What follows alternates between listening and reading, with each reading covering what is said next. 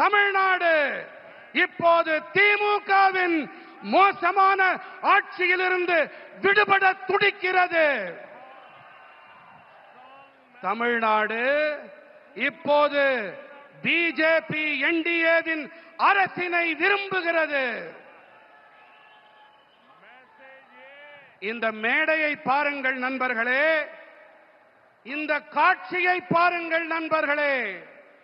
NDA குடும்பத்தின் நம்முடைய மூத்த தலைவர்கள் தமிழ்நாட்டின் எதிர்காலத்தை நிர்ணயிக்க குழுமியிருக்கின்றார்கள். இந்த நண்பர்கள் அனைவரும் ஒரே ஒரு முடிவோடு, ஒரே ஒரு உறுதிப்பாட்டோடு இங்கே இணைந்திருக்கின்றார்கள். அது என்ன உறுதிப்பாடு தெரியுமா?